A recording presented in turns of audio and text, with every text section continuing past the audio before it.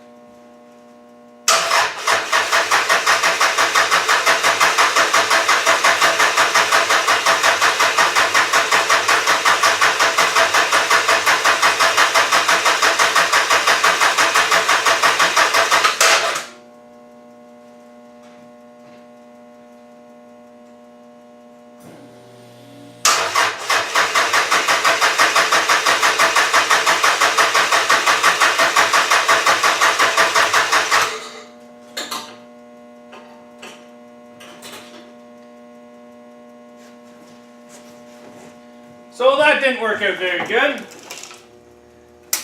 So let me put a little bit more attention into this motor then to see if I'm missing anything.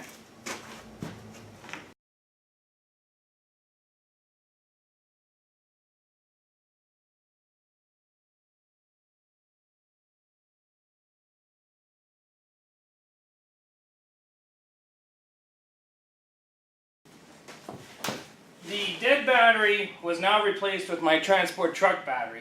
So we have the computer plugged in. I gotta hold the negative on for the fuel pump. Just like that. And then your starter.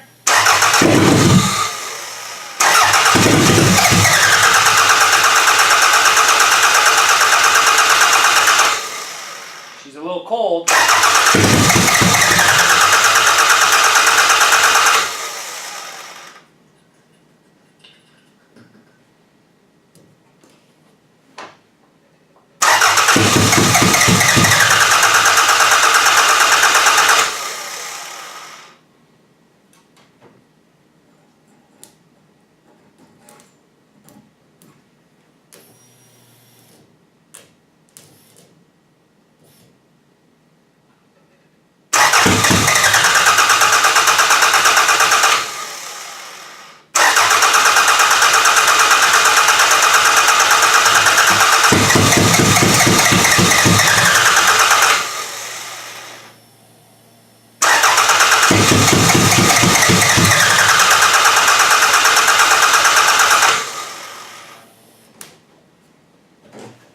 Well, we're starting to figure it out, and that's what matters. Let's keep going.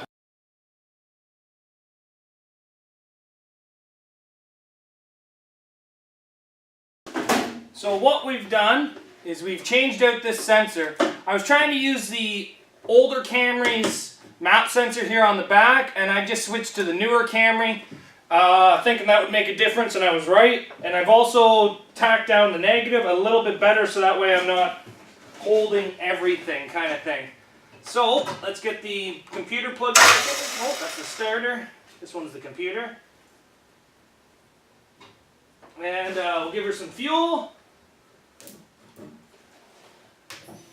Start her up.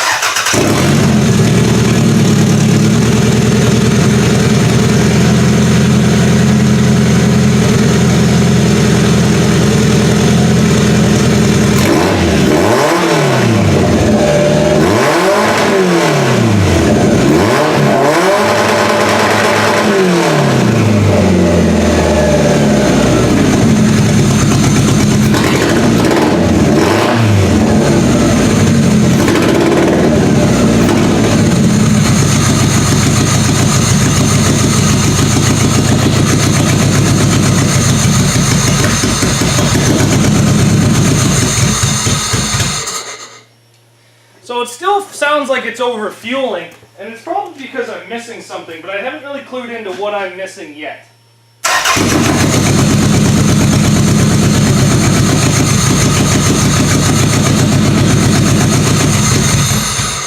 Let's try plugging back into the old Toyota Camry sensor and see if that does any difference.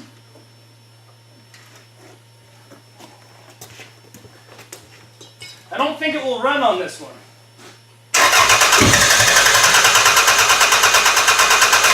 Yeah, it's definitely not going to run on that one. Maybe this actual sensor's gone bad. It did take one heck of a beating in the other car, so plug it in. Let's try this again.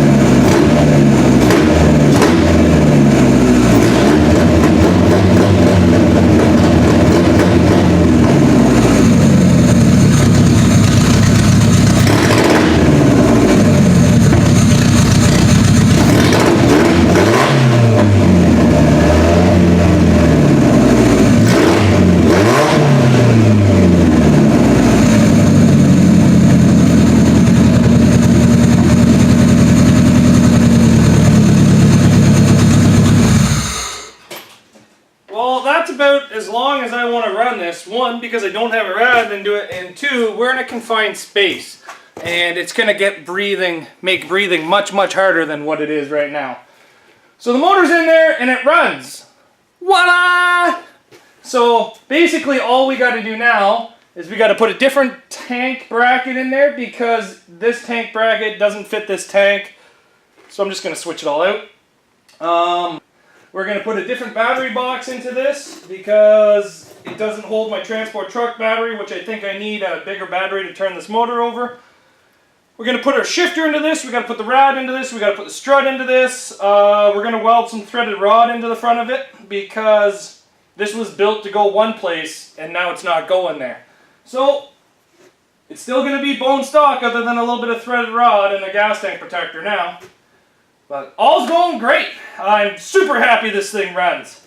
It had a hard life over at Fall Brawl, but hopefully now I can treat it with the disrespect it actually deserves. And be able to redline this thing just a little bit more. But, I don't know. You guys want to come up with a project name for this thing? I know Project Burn Barrel turned out pretty good. Now, this motor was on fire. I don't know. What are you guys thinking? Like maybe Project Heart Transplant? Or maybe Project Transplant? Or